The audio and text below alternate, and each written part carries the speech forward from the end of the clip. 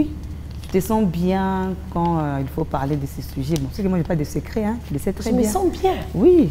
Mais non, enfin, je ne sais pas pourquoi. De toute façon, on parle de tout ici. Hein. C'est un plateau de femmes sans tabou, je ne sais pas. C'est sans tabou en tout cas.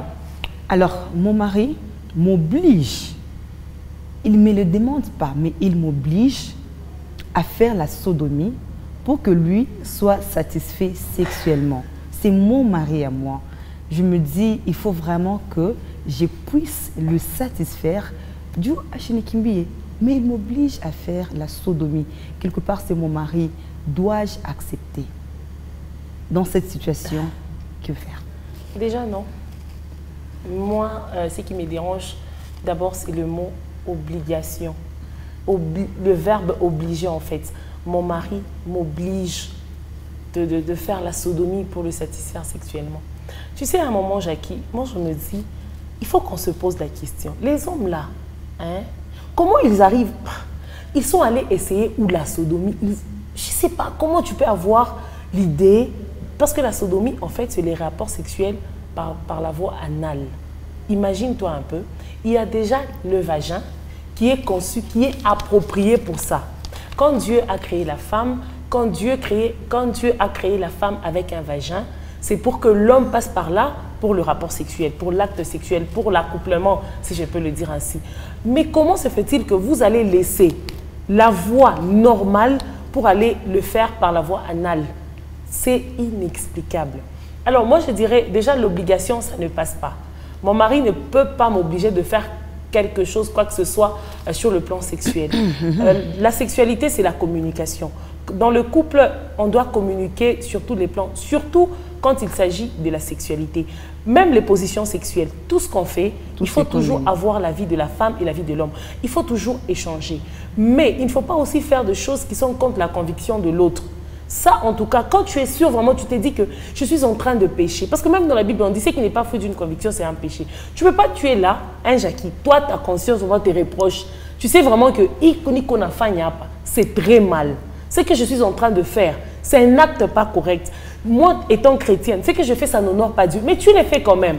Donc, tu es consciente que tu es en train de pécher. Il est vrai que, en fait, si on part par la définition, de par sa définition, avec le dictionnaire français actualisé, révisé, même si je peux le dire ainsi, la sodomie, en fait, du point de vue scientifique, ou encore scientifiquement parlant, la sodomie, chers tous, vous pouvez vérifier à la maison avec vos dictionnaires, la sodomie, en fait, du point de vue scientifique, c'est le rapport sexuel par voie anale, donc par l'anus, comme je l'ai dit tout à l'heure. Mais du point de vue religieux, là, on parle de la religion.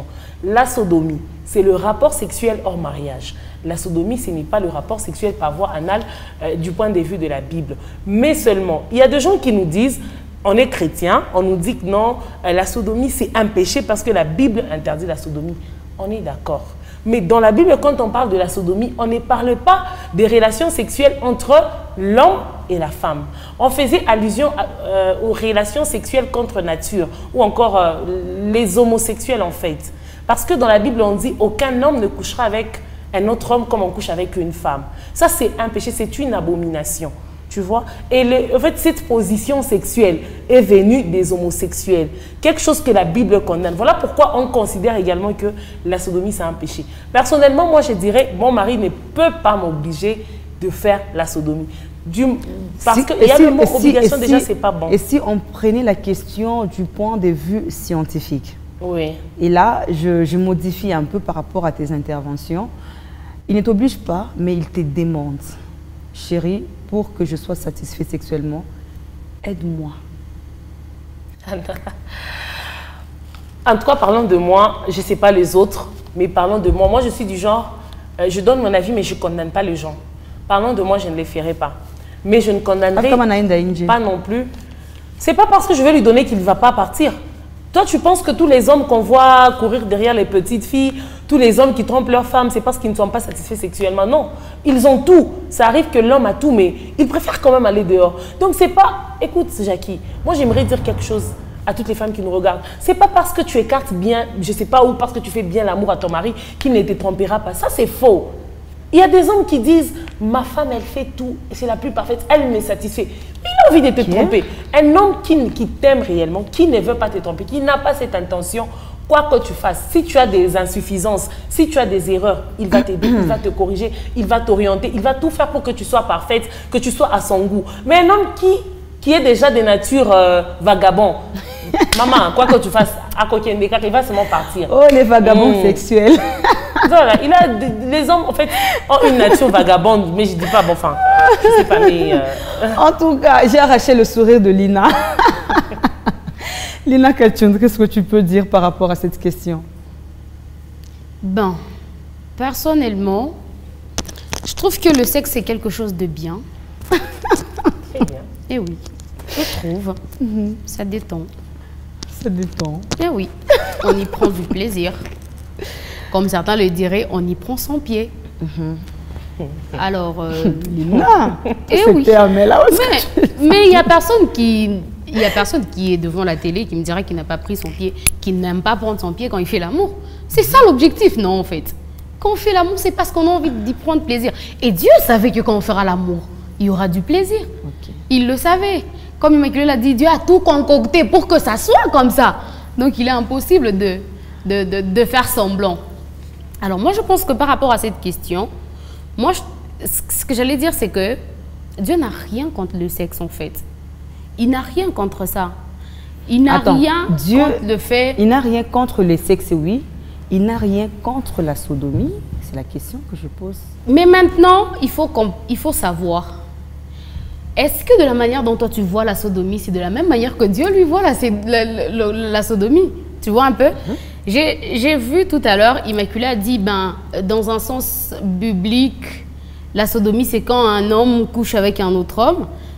On le sait tous, c'est la pratique qui était plus à Sodome, ce qui a même poussé à Dieu, en fait, d'aller brûler. On connaît tous l'histoire de Sodome, en fait. C'est parce que, justement, les hommes de là pouvaient se donner à ce genre de pratiques. Les hommes pouvaient se coucher entre eux, tu vois un peu. Ça, c'est ce que dit la Bible, en fait. Parce que Dieu lui-même dit tu ne coucheras pas avec un homme comme tu coucheras avec une femme. Donc, c'est ça son sens de sodomie. Ça n'a rien à voir avec l'histoire de faire par derrière et tout. Ça n'a rien à voir avec... Là, c'est selon la Bible, mais selon la science, c'est faire par derrière. Oui, selon la science, c'est faire par derrière. Ça dépend. Mais même selon la science, c'est pas mal de faire par derrière. Même selon la science. C'est pas toujours mal de faire par derrière. Seulement qu'il y a maintenant des choses qui entrent en jeu. Ok? Si toi, tu prends ton pied par derrière, ok, vas-y, fais-le par derrière. Mais il y a seulement des choses qui entrent en jeu. Pourquoi? Parce que le vagin est conçu pour ça déjà, s'il vous plaît. L'appareil génital de la femme est conçu pour ça. Il y a le lubrifiant, il y a toutes ces histoires-là. Quand tu l'excites, elle lubrifie et tout, ça te permet la pénétration. Et puis c'est ambiant à l'intérieur avec son pH inférieur à 5 et toutes les données qu'il y a, tu vois, avec tout ce qu'il y a là à l'intérieur. Donc, c'est la cavité qui est conçue pour ça. Ok? Mais après, si tu penses que toi, tu prends le plaisir par derrière, c'est bien. Mais le plaisir qu'il y a par derrière, il est un peu risqué. Pourquoi? Déjà, il est impossible que tu fasses l'amour sans qu'il n'y ait pas des matières fécales. Après, c'est sûr parce que ça, c'est conçu pour les matières fécales. Et du coup, quand on va là-bas, il y aura des infections qui vont tomber là. Il y a des maladies que tu peux attraper au travers l'anus. Avant de parler de conséquences, moi, la question ou ta réponse qui doit vraiment m'intéresser en ce moment, c'est mon mari me demande ou m'oblige, ça dépend, de faire la sodomie pour qu'il soit satisfait sexuellement. Pour vous, il n'y a pas de problème. Pour toi, Lina, il n'y a pas de problème. Moi, je ne pense pas qu'il y a un problème de faire l'amour par derrière. Okay. Mais ça dépend maintenant de la personne qui est en face. Ça dépend de la femme ou de l'homme, je ne sais pas moi, puisque c'est la femme qui cherche des solutions. Ça dépend déjà pour elle, est-ce que c'est quelque chose de bien ou pas quelque chose de bien. Ce qu'on conseille dans ce cas-là, okay, à ce genre de partenaires, à ce genre de couple, si l'homme, lui, veut à tout prix faire par derrière et tout, il pense que c'est bien de le faire par l'anus et tout, mais après, la femme n'arrive pas tout simplement parce qu'ils n'ont pas les mêmes convictions. Je pense que dans ce genre de cas, il faudrait, comme j'ai toujours tendance à dire, faire un compromis ou soit, parce que les convictions sont différentes, ou soit voir les motivations de l'autre. Qu'est-ce qui retient ton partenaire? Okay? Qu'est-ce qui retient ton partenaire? Si ses convictions n'arrivent pas, ne sont pas semblables aux tiens, maintenant à vous de voir. Soit tu l'épaules jusqu'à ce qu'elle trouvera que c'est bien, ou elle jugera qu'elle peut le faire aussi. Okay? Donc ça remet de patience carrément, comme on peut le dire. Si elle trouve qu'elle peut aussi le faire, d'accord, vous pouvez le faire. Mais si elle trouve qu'elle ne peut pas le faire, eh oui, elle ne peut pas le faire, il ne faut pas obliger. Mais à l'hôpital, on vous dira carrément que ouais, vous pouvez prendre votre pied là, mais après, il y a des conséquences, il y a des maladies, vous pouvez tomber malade, la femme peut choper des infections facilement, il y a toutes ces histoires qui vont avec. Mais après, s'il y a aussi certaines femmes, on l'a habituée, il y a d'autres femmes, ils sont vraiment compliquées. Je te dis, Jackie, les femmes sont compliquées. Les femmes sont vraiment compliquées. Tu vas la voir comme ça, genre l'air de Saint-Nitouche et tout. Mais, et puis elle aime bien le faire par l'anus. Tu ne peux rien y faire, tu vois. Okay. Mais après, elle joue la Saint-Nitouche. C'est elle qui est parfaite, c'est elle qui est tout. Exactement. Mais après, ça dépend de ton partenaire qui est en face. Comme Immaculée l'a dit au tout début, la sexualité, il faut toujours essayer d'en parler. Peut-être que ta partenaire ou ton partenaire aime aussi le faire dans ce sens-là. Immaculée, vous avez touché, vous deux. Ça m'a même dépassé en fait. J'imagine. En fait, Lina a dit quelque chose que j'ai aimé. Le vagin tel que Dieu a créé, il a fait en sorte que quand vous allez faire le rapport sexuel par la voie normale, que ce soit déjà bon. Quel plaisir il y a dans cette position, je ne sais pas moi, dans cette sodomie qu'il n'y a pas dans les vagins. Tu sais, moi, franchement, j'arrive pas à comprendre parfois les fantasmes ou je ne sais pas moi, les rêves les plus fous des hommes ou même de certaines femmes aussi, parce que la sodomie, ce n'est pas seulement les hommes, il y a aussi des femmes, des femmes qui aiment ça. Moi, je n'arrive en tout cas pas à comprendre. Car, ou encore, je dirais qu'on ne confond pas les choses. Si par exemple, un homme, il estime que la position qui lui met à l'aise, c'est d'être derrière la femme. Tu vois? Parce qu'il y a des hommes qui se disent, non, moi quand je suis, si je suis pas moi allongée, je ne trouve pas plaisir. Il faut que je sois un peu debout, que la femme soit un peu inclinée et tout, un peu, je ne sais pas moi, genre, je ne sais pas démontrer, mais vous avez quand même compris.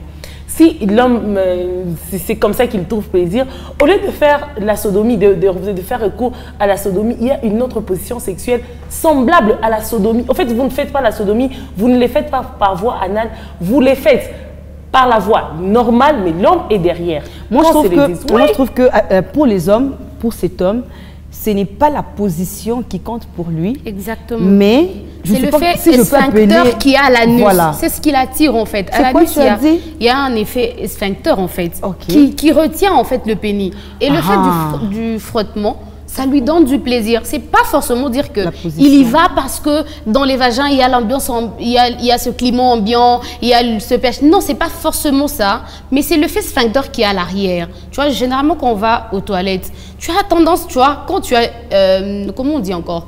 Certains appellent l'hémorroïde, je sais pas comment. Ça fait genre, oui, nos grands-mères disaient, tu vas voir derrière, ça commence à faire des bises. Comme quelqu'un qui est stressé, on te dit, et oui, tu as l'impression que là derrière ça, tu vois, c'est en fait l'effet sphincter qui attire les hommes. C'est pourquoi ils aiment passer par là, parce que ça le retient. Mais après tout ça aussi, il faut avoir la connaissance sexuelle. Même la femme là, via son appareil génital, elle peut faire cet effet sphincter en fait, de manière qu'au lieu que ça soit vers l'anus, que ça soit vers l'avant. Comment tu vois? Tu peux nous expliquer? Tout simplement parce que quand l'homme montre, tu fermes, quand il sort, tu ouvres. Ah attends, non, tu fermes quoi? La bouche? Tu as dit, peut-être qu'il y a les enfants devant la télé. Je les ai chassés tous. Non, mais après, c'est genre à la bouche, non. Il y a des frottements faits lors des relations sexuelles.